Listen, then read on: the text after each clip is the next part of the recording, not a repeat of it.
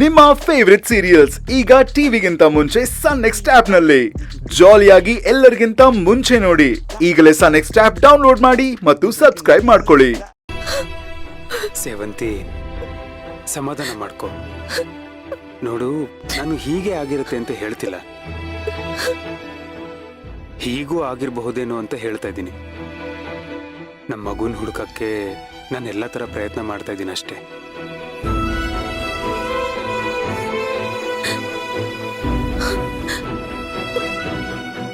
Sir, ಈ ತರ ಮಕ್ಕಳನ್ನ ಕದ್ದು ಭಿಕ್ಷೆ ಬಿಡೋದಕ್ ಬಿಡೋರು ಮಕ್ಳಿಗೆ ಸರಿಯಾಗಿ ಊಟಕ್ಕೆ ಕೊಡಲ್ವಂತೆ, ಹೊಡಿತಾರಂತೆ, ಬರೆ ಹಾಕ್ತಾರಂತೆ, ಚಿತ್ರಹಿಂಸೆ ಕೊಡ್ತಾರಂತೆ. ಅಂದ್ರೆ ಅಂದ್ರೆ ನಮ್ ಕೃಷ್ಣಂಗನು ನೋಡು, ಇದಕ್ಕೆ ನನ್ನ ಪ್ಲಾನ್ ಏನೂ ನಿನ್ನ ಹತ್ರ ಹೇಳ್ಕೊಳಲ್ಲ. ಇವಾಗ ನೀನು ಅಳು ನಿಲ್ಲಿಸ್ತೀಯೋ ಇಲ್ವೋ? ಸರ್, ನಮ್ಮ ಮಗುಗೇನು ಆಗಲ್ಲ, ಆಗೋದಕ್ಕೆ ನಾನು ಬಿಡೋದು ಇಲ್ಲ. ನೋಡು ಸೇವಂತಿ, 100% ನಾನು ಹೀಗೆ ಆಗಿರತ್ತೆ ಅಂತ ಹೇಳ್ತಿಲ್ಲ. ಒಂದು ವೇಳೆ ಹೀಗಾಗಿದ್ರೆ ನಾವು ಅಲ್ಲೂ ಹೋಗಿ ಹುಡ್ಕೋಣ ಅಂತ ಹೇಳ್ತಾ ಇದ್ದೀನಿ.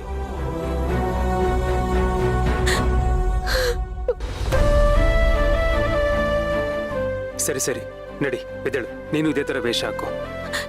ನಾನಾ?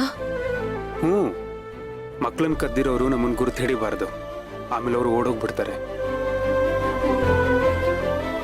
ಒಂದ್ ವೇಳೆ ಭಿಕ್ಷುಕರ ಸಾಲಲ್ಲಿ ನಮ್ ಕೃಷ್ಣ ಇದ್ದ ಅಂತಂದ್ರೆ 10 ಸೆಕೆಂಡಲ್ಲಿ ಪೊಲೀಸ್ ಫೋರ್ಸ್ ಅಲ್ಲಿ ಇರುತ್ತೆ.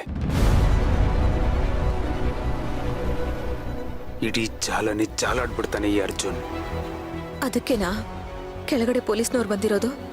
ಹೌದು, ಇನ್ಸ್ಪೆಕ್ಟರ್ಗೆ ಹೇಳಿ ನಾನೇ ಕರೆಸ್ಕೊಂಡಿದ್ದು. ಏನೋ, ನಮ್ಮ ಮಗು ಸಿಕ್ಕಿದ್ರೆ ಸಾಕಾಗಿದೆ. ಸಿಗ್ತಾನೆ. ನೀ ನಂಬಿರೋ ದೇವರು ನಿನ್ನ ಮೋಸ ಮಾಡಲ್ಲ ಸೇವಂತಿ.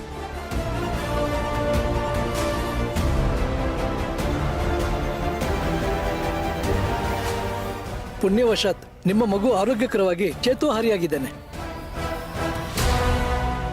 ನಿಮ್ಮ ಮನೆಯ ದಕ್ಷಿಣ ದಿಕ್ಕಿನಲ್ಲಿದ್ದಾನೆ, ಅಂದರೆ ಯಮನ ದಿಕ್ಕು. ಶಕುನ ಸರಿ ಇಲ್ಲಮ್ಮ. ಸರ್, ಆ ಗುರುಗಳು ಅಂಜನ ಹಾಕಿ ನಮ್ಮ ಮಗು ದಕ್ಷಿಣ ದಿಕ್ಕಲ್ಲಿದೆ, ಅದು ಯಮನ ದಿಕ್ಕಾಗಿರೋದ್ರಿಂದ ಮಗು ಜೀವಕ್ಕೆ ತುಂಬಾ ಅಪಾಯ ಇದೆ ಅಂತ ಹೇಳಿದ್ರು. ನನಗ್ಯಾಕೋ ತುಂಬಾ ಭಯ ಆಗ್ತಾ ಇದೆ. ಹಾಗೇನೂ ಆಗಿರಲ್ಲ, ನೀನ್ ಧೈರ್ಯವಾಗಿರು. ನಮ್ಮ ಮಗು ನಮಗ್ ಸಿಗುತ್ತಲ್ವಾ ಸರ್? ಸಿಗಲ್ಲ ಅನ್ನೋ ಹಾಗಿದ್ದಿದ್ರೆ ಮಗು ಬದುಕಿದೆ ಅನ್ನೋ ಸತ್ಯನ ನಿನಗೆ ಗೊತ್ತಾಗೋ ಹಾಗೆ ಏನಕ್ಕೆ ಮಾಡ್ತಿದ್ದ ಭಗವಂತ?